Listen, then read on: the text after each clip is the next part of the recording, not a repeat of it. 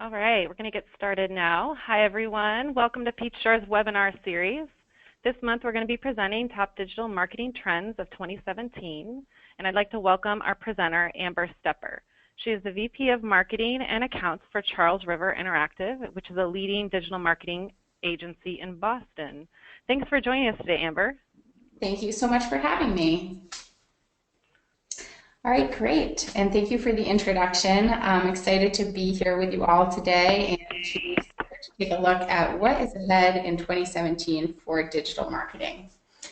So to start off, we're going to take a look actually at 2016, do a bit of a year in review, see what were the key points of interest from a digital marketing perspective last year, and then move on to 7 top trends to watch in 2017. And finally, we'll wrap up with some Q&A. So if you have any questions as we go along, please just go ahead and take note of those, and then I'm happy to go into any more detail or specifics during our question and answer session at the end.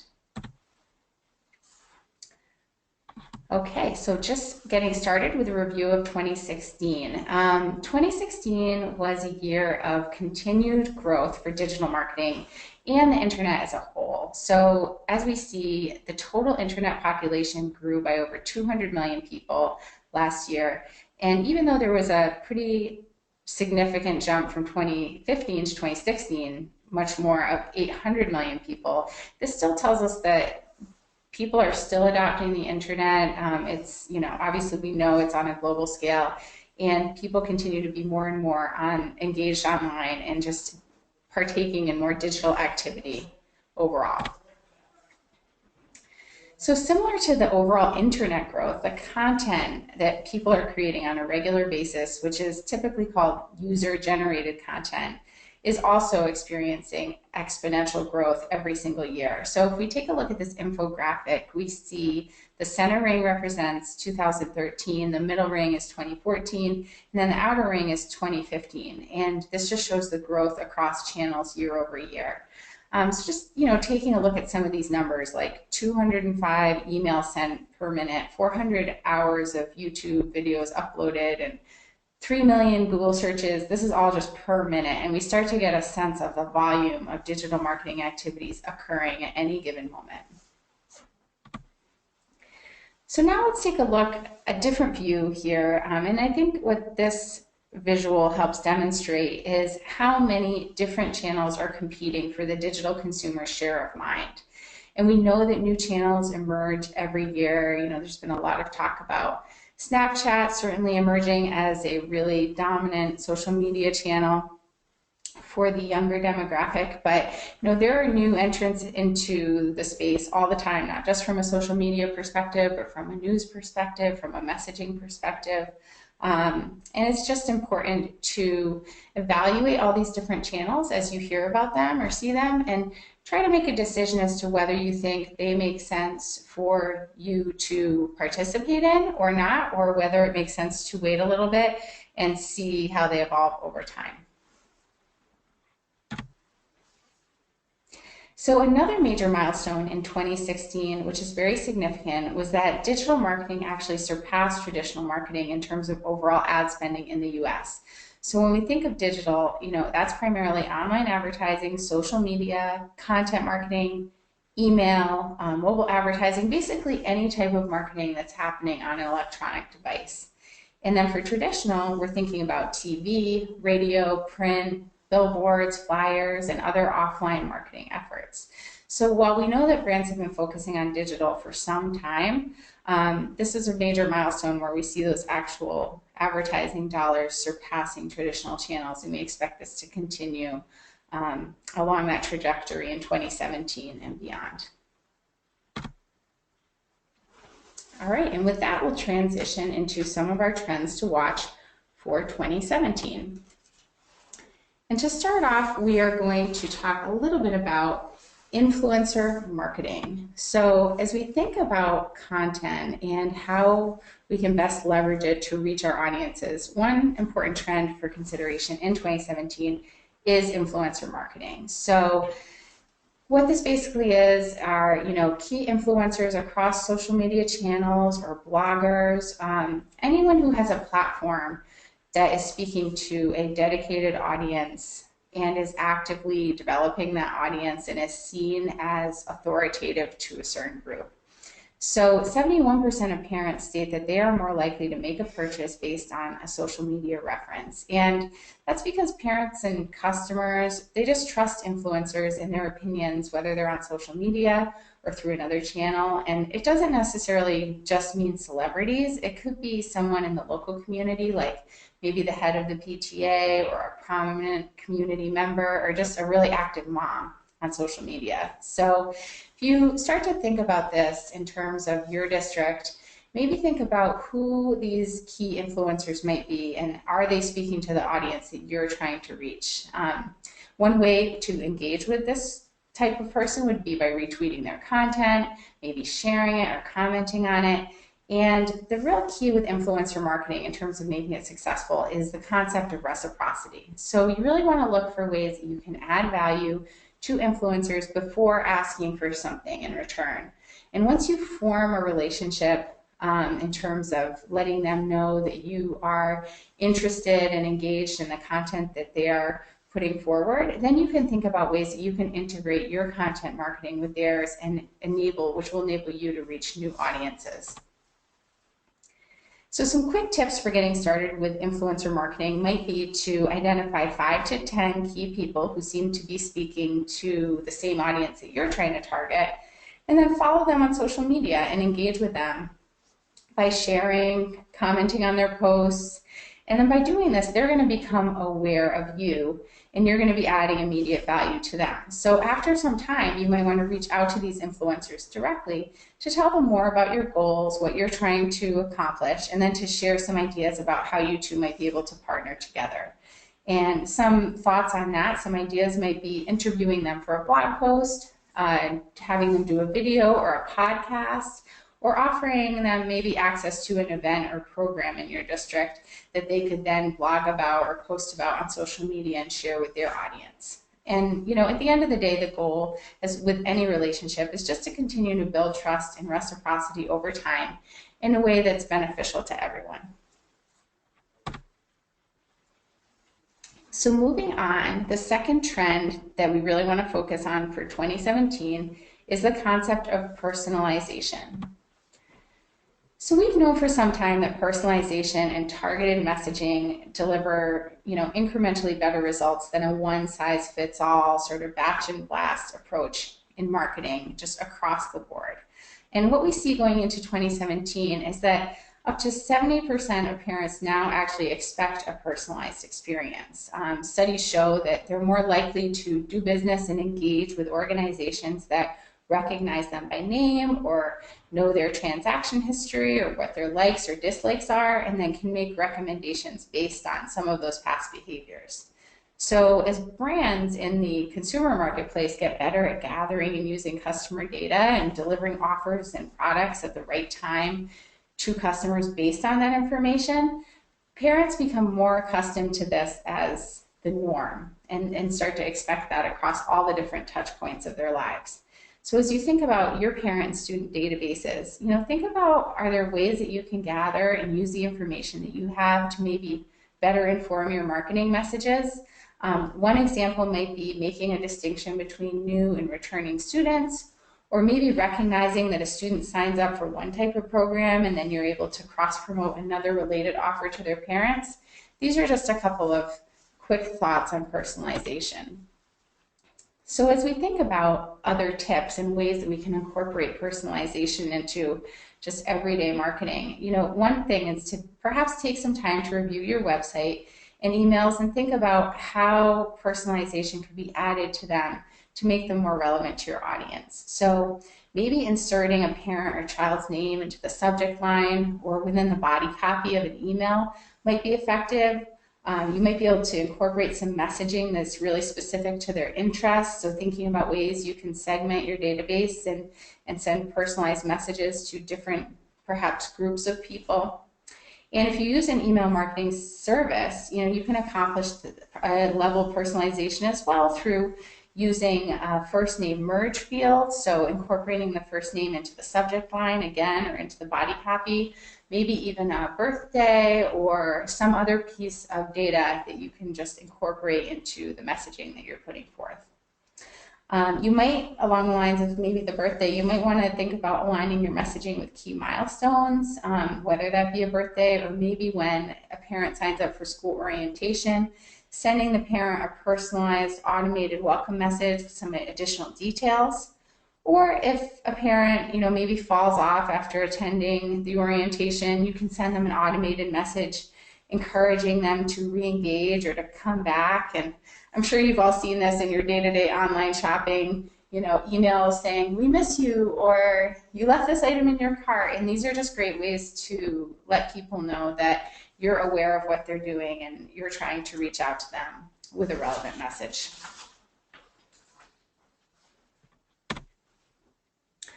So moving on to our third digital top trend, we're going to talk a little bit about content. So in 2017, we expect to see brands to continue to invest heavily in content marketing.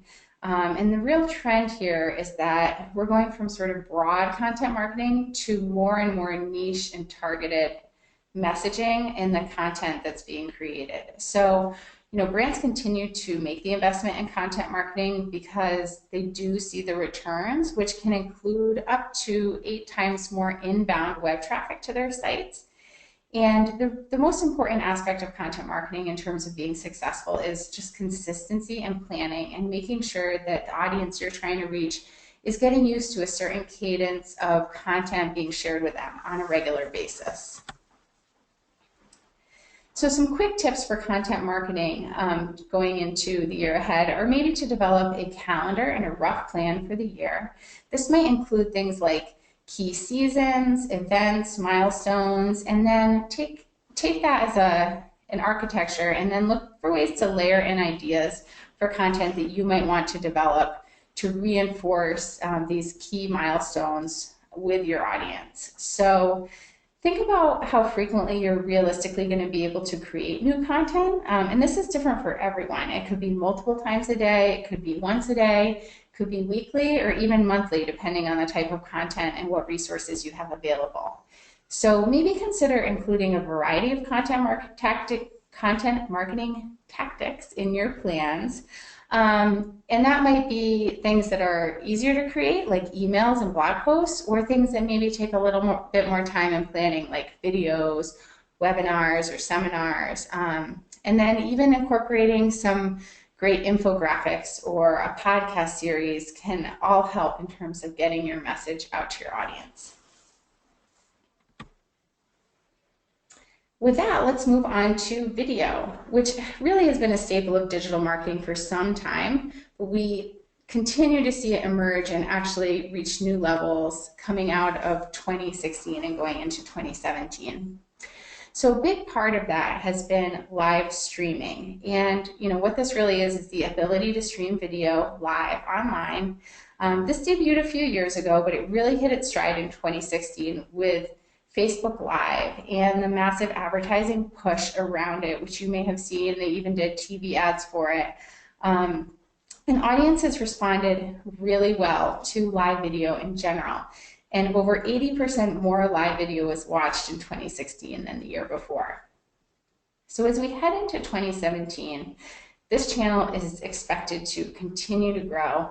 And what we see is top influencers like celebrities and news sources are regularly going live on Facebook, on Instagram, Snapchat, Periscope, and a variety of other platforms. So live video has a really wide appeal, and it allows brands to engage with their customers on a personal level.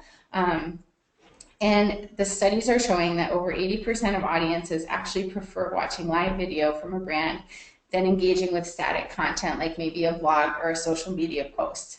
Now, it's not to say that blogs or social media posts are not a really important part of any digital marketing strategy, but I think it really speaks to the newness and the appeal of live video. And so we'll expect to continue to see this move forward in the year ahead. So as you think about live video live feeds and how you might be able to incorporate them and use them for your district. Some ideas might be utilizing a live video to explain some different programs or services. You could also think about live broadcasting events, or maybe having a parent do a live testimonial for you. And in general, live video is really best when it has a casual, personable feel, and you're trying to create an emotional connection between your school and the parents and students in your district. So another idea can be to post a teaser just to let people know that you're going to be live streaming. This is a way to maybe build some excitement and awareness. And then even though the live video is supposed to have kind of like a casual, personable feel, it is good to set forth a script or some kind of outline of what you're going to be trying to cover in the live video, just to make sure that you are mentioning the key points like your mission, the name of your district, any key sort of messaging that you always want to cover in your marketing, regardless of channel. So having a script just helps things, stay on track and make sure that your live video has some structure. Live video is a great opportunity to share information with your audience in a new way, and you just want to make sure, as I said, that it ties back to the key messages you're using elsewhere on social media or in other advertising that you might be doing. And, a last but not least idea is that if there are key announcements or special news, you might consider releasing that exclusively on live video first. And this may create a perception in the minds of your parents and students that there's like a real timeliness and newsworthiness to it, and give them a reason to, engage with you more on social media. Another key aspect of video is the use of video in email. So, video has been used in email now for a while, but marketers are continuing to incorporate this more and more. And the main reason for that is it's been shown that it really positively impacts the key email metrics that we often look for. So things like open rate. For example, if video, the word video, is noted in a subject line, it's been shown to increase open rates by almost 20%.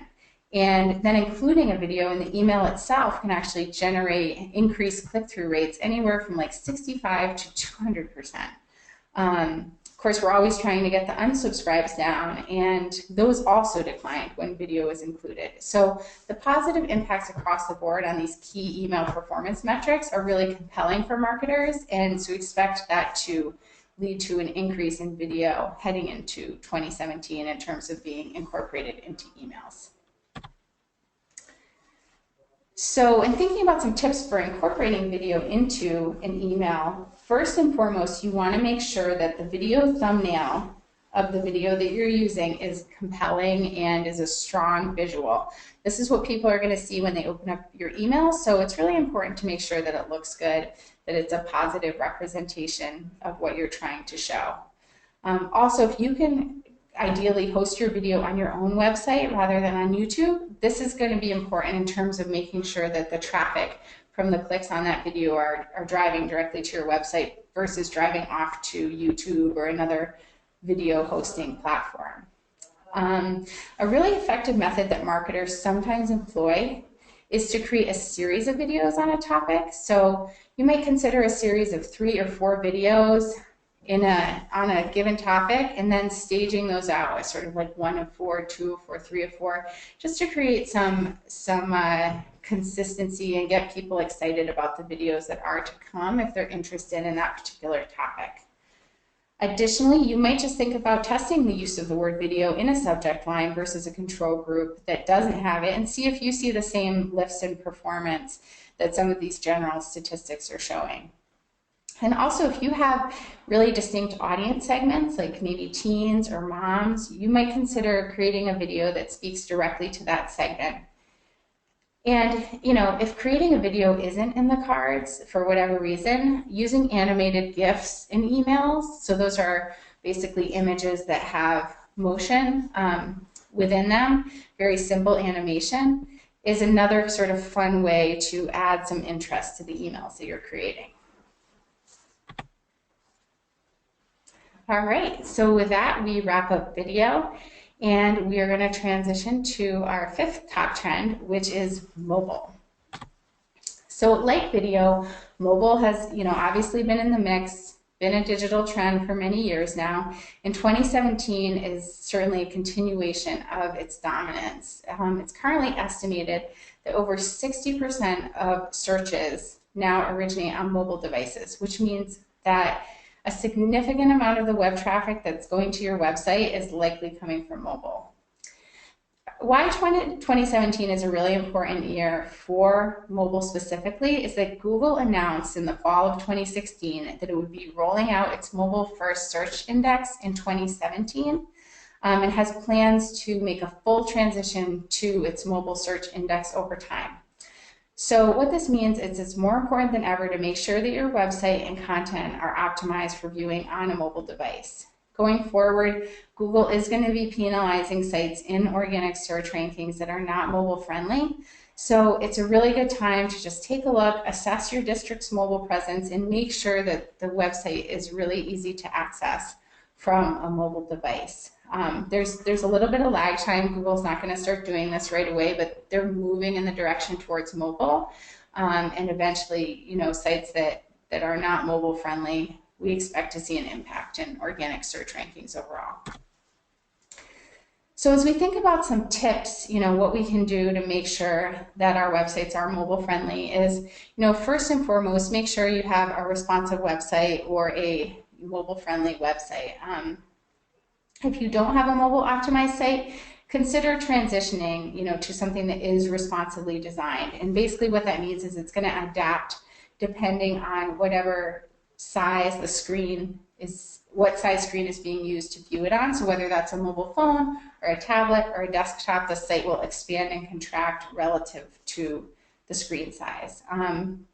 There are many companies that offer low-cost options for these types of sites, like Weebly or Wix and many, many others. And that's a quick and easy way to get a mobile site set up and running quickly at low cost.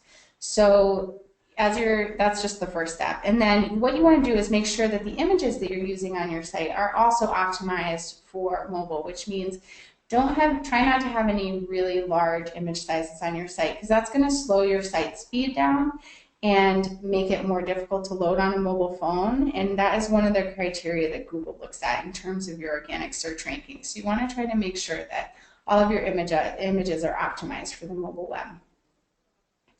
Another really important piece is focusing on local search. So as people are using their mobile phones more and more to find key information, you want to make sure that you know how your schools are showing up for Google in terms of Google My Business, or on Yelp, where they're sometimes reviewed as well, and of course all of the key review sites like Great Schools and things like that.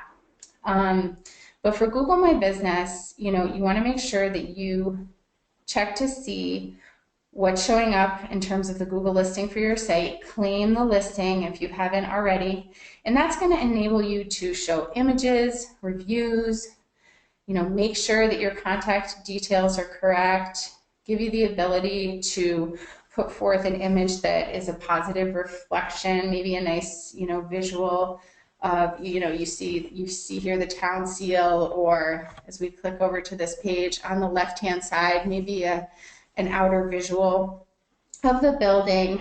You just want to keep an eye on that, make sure that the phone number is correct. Google will pull this information from various places on the web itself if that information is not provided. So on the left-hand side here, you see what we consider, fairly good listing. It has a nice image, have the address there, the phone number, some other photos. It obviously shows the map. There are reviews. One of them seems like a legitimate review, and then you have these other two sort of one-star reviews. So it's just like you want to keep track of just what's out there. Maybe you can work with parents or students to help bolster the reviews for your individual site and create as positive of an image of your school as possible. And then we see on the right-hand side what happens when just random images are being pulled in. And this is the first image that people are seeing when they search this Brown Elementary School, which is obviously less than appealing, not ideal. So you want to try to prevent that. So moving on to another aspect of mobile, and let's take a minute to look at mobile emails. So 55% of email, similar to web traffic, is now opened on a mobile device. And consumers, parents, students, they expect emails to display correctly on their phones at this point. So as we see in the chart to the right, emails that are designed specifically with the intention of mobile viewing continue to grow, and emails that are designed just for a desktop-centric view are on the decline. So it's really important just to make sure that you're checking your emails on multiple devices. So check them on an iPhone, check them on an Android, check them on a few, different types of phones that your friends or family may have around, and make sure that they're displaying as you intend. There's also tools that can help you see the way your email looks across a number of devices. Litmus is one of these. And that's something, just important to look at. And email is just a very relevant, pertinent channel for marketing. And we continue to see parents taking action primarily based on email communications. So we really want to make sure that, the emails are displaying correctly, of course, step one. But then you want to make sure that the registration form and landing page experience is also mobile optimized, so that if they're viewing and clicking on an email from their phone, that when they get to the registration form or the landing page, that they're also able to very easily take action and convert on that page as well.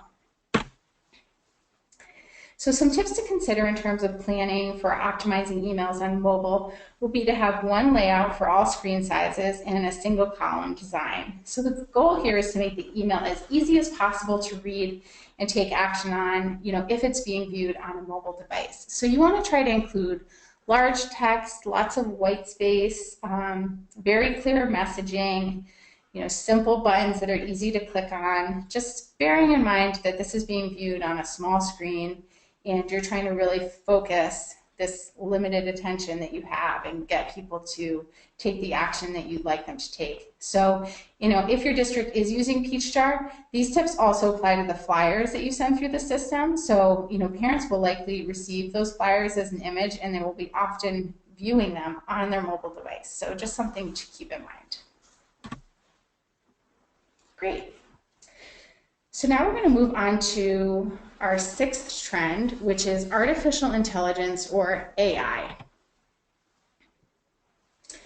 So AI is something that has been around actually for quite a while, but has really come into play in the last couple of years as it pertains to marketing and some of the devices we see from a consumer electronics standpoint.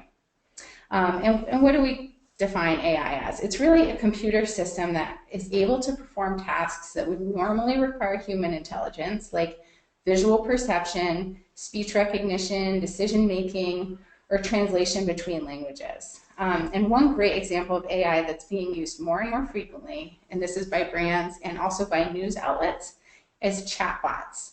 So chatbots are a really simple AI system that consumers or customers or anyone really can interact with without requiring live support in real time. So these are typically delivered through messaging apps like Facebook Messenger, WeChat, Kik, and they allow customers to contact a business or an organization 24/7. And it can be for any number of sort of predefined questions like, when are parent-teacher conferences? When is your application deadline? How late is the office open? And even though messaging apps are somewhat new, over 45% of customers say that they would prefer to use a system like this to get in touch versus calling or sending an email inquiry. Because, as we know, texting is becoming more and more prevalent, and this is just a really easy way to get those quick answers without necessarily having to take the time to connect with someone live. Another development, as I mentioned, is the increase of consumer electronics with voice recognition that have AI built in. So some examples of this are Amazon's Alexa, Apple Siri, Microsoft Cortana. And as time goes on, consumers are becoming more and more accustomed to conversational interfaces, and they're starting to use them more and more to search for information. So as of 2016, 20% of mobile searches actually originated as a voice request, and they expect that number to grow up to 50% by 2020. And so you might be thinking, like, how does this relate to my district specifically? But voice search fundamentally changes the way people enter a search query. So if you just think about how you might type a search query into Google versus how you might ask, it's just a different type of phrasing.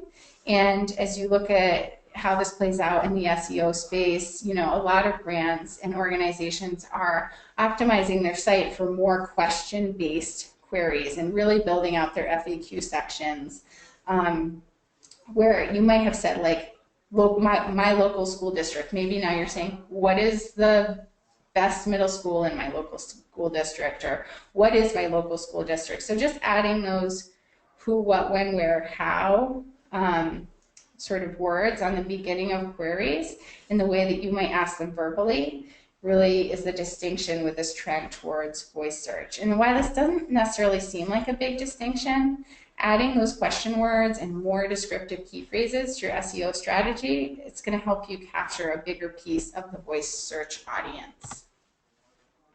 And of course, like always, Amazon is just leading the way. They have skin in the game. They have their Amazon Alexa, and they're really working hard to change user behavior and consumer behavior to get people used to using voice search. So you see this email here, save up to 30% with new Alexa exclusive deals.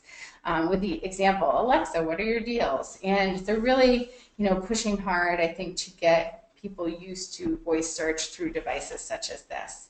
And one really important distinction here, while a lot of SEO is really focused on Google, certainly the dominant player in the SEO world, Alexa, Siri, and Cortana actually all use Microsoft Bing as their default search engine, which is the search engine that gets, a great deal less attention than Google does. But because of that and the rise of these devices, now might be a good time to just check into your organic search rankings on Bing and making sure that you are, ranking as expected for the key terms that you would be optimizing for on Google. They're also optimizing for those on Bing, because as these devices come out more and more in the marketplace, you're going to just want to make sure that you're covered on Bing as well. All right. So our final trend is virtual reality, or VR. So 2016 actually showed a lot of movement in the virtual reality space. So we saw Google, HTC, Samsung, Sony, and Oculus all release their own VR headsets with a lot of fanfare and press in the media. So there's a lot of buzz around VR overall, and the main areas for expansion in this space are actually education is a leading one, and then there's also fitness, food and beverage, and even military training. So there's tremendous opportunity for VR in the education space, and I think teachers in general are excited about it as a way to keep students engaged and it gives teachers a way to diversify their approach to teaching and create a more immersive classroom experience for their students. And there's just great educational content that's been created. There's a bunch of tools out there. Some of them, like one example is Virtuality, which lets students look into the human body. And then Google has done a ton of work in this space as well. So they have Google Explorations, which gives students access to museums worldwide. And overall, it's all very exciting. That being said, there is still a pretty significant cost involved with VR headsets, and getting whole classrooms or schools equipped with this is a sizable undertaking. So they say that 85% of teachers do feel that VR is really beneficial for their classrooms, but due to the newness factor and the cost, only about 2% are currently using it. So as we watch the VR trend continue to develop and expand in the field of education, some tips for getting your district involved might be to check out Google Expedition kits. So what Google has done has put together some classroom kits and school kits, and while they're not inexpensive, they're somewhat affordable, and they could be an accessible way to bring VR to your students and also to demonstrate to the parents in your district that you're aware of this trend and you know that it's a rapidly growing area in education. They also have Google VR training kits for teachers, which could be a great way to get your teachers started with it as well. You might also consider setting forth a plan to incorporate VR into the curriculum going forward in either a small or a large way, depending on what's possible. You could potentially also leverage the talents of your student body, maybe to create some VR content, like maybe tours of your campus or one-on-one tutoring sessions with key members of the faculty. There's a variety of different ways. It's a really powerful medium, and it'll be exciting to see how it continues to grow in the years to come. So with that, we have covered our 7 top digital trends for 2017. As you know, we start off with influencer marketing, personalization, content, video, mobile, AI, and VR. And I'll go ahead and hand it back over to Ria, and we'll move on to Q&A. Thank you, Amber. That was really great. If anyone has a question, please type it into the question pane, and I will read them, and we will answer questions now. So first question, how do I take down an offensive Google review? I've flagged it multiple times, and nothing has happened. Yeah, that, is tricky. One of the difficult parts about, Google just being so massive is that I think it is really can be a challenge to manage negative reviews, and this is the same as well on Yelp. I mean, in some ways there's just this like authenticity piece, and in your case it sounds like it's actually offensive, so in which case I would hope they would take it down. Obviously, clearly they haven't. I think the best thing to do is to try to bury negative reviews, and so that's where my suggestion was to try to work with parents and students, or just to have it as part of your ongoing messaging, like if you're happy with the experience that you've had, please consider leaving us a positive review on Google or on Great Schools or on Yelp or something like that. Other than that, if you are able to get in contact with a Google rep, maybe you can try a more direct approach.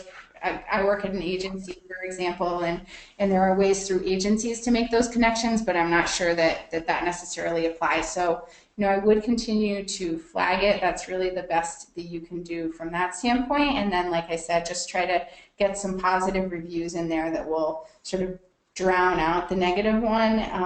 And I think people look at that objectively and can discern that it is more of a one-off negative thing and not necessarily take it too seriously. Okay, thank you. Next, how do you suggest I go about finding influencers? How do I actually search for them?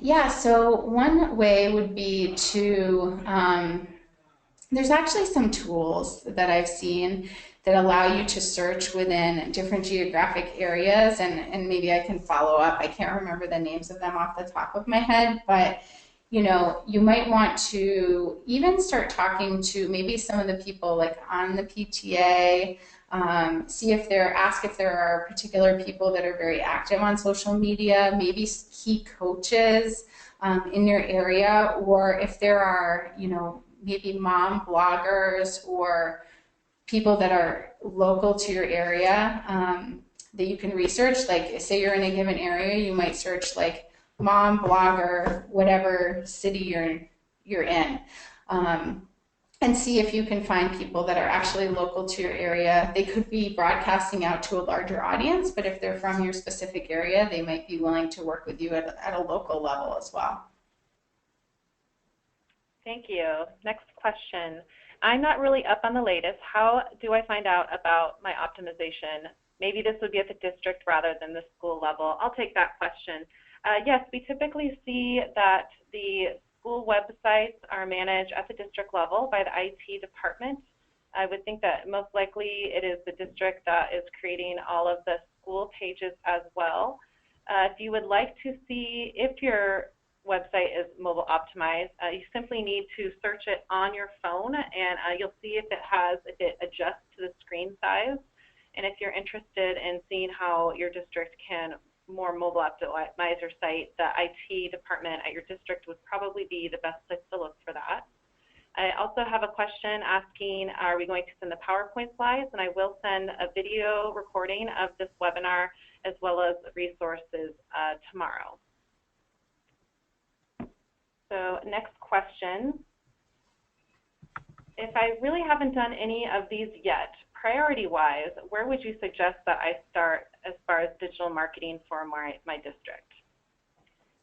I would say the number one priority would be the mobile optimizing piece. So for your website, for your emails, just making sure that you're covering off on that, because every year the amount of people using mobile to access all of these different things just continues to grow. So I think that's probably the number one. And then I would say the second most important probably would be around content, and making sure that you are either creating some nice blog posts, some video content that you can put forth on social media and across some of your channels, just to create some personality and just engage with your audience on an ongoing basis. I think those would be maybe the two top ones to start with.